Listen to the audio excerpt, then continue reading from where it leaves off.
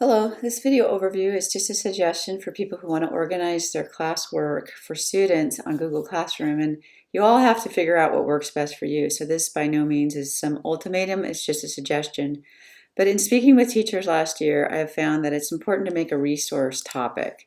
And so we make topics by going here, and they're kind of like folders, and they have headings. And so I call this one resources. And so inside this resources folder, I have some certain things that my students will be accessing. So I have maybe some information about breakouts, maybe resources like my website that I go to all the time, or what have you. So things that you use often, this is a good place to post them.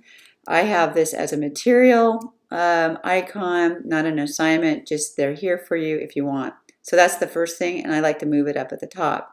Know that you can move topics by clicking and dragging. The other thing that I've noticed is my class expectations. I think that's really important too.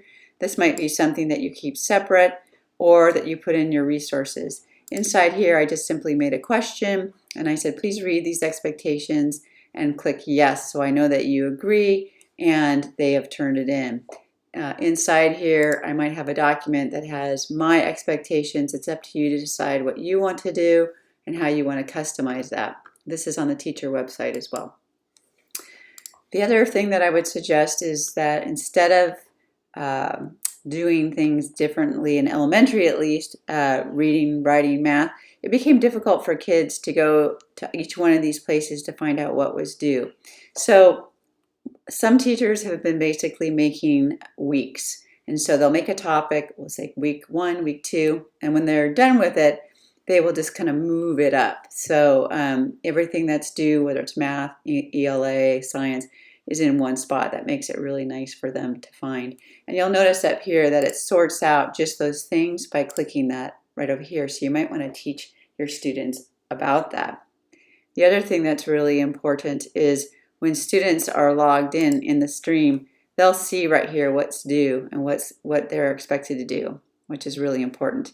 Also, just as a little heads up, we want to make sure that the students look at the to-do, because the to-do will show them what has been assigned over all of the year, what is missing, and what they still need to do. So that's a really nice resource for you to kind of go over with your kids.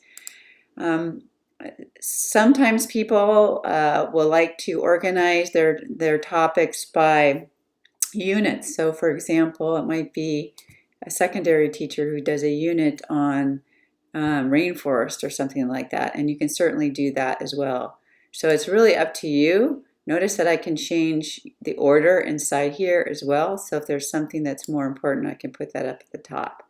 Do be sure that you always put a due date in, because that's going to help with the to-do feature and when they go to that front page. And so if you think you might have forgotten to do that, you can simply go to the assignment, go back to the assignment that you've posted here.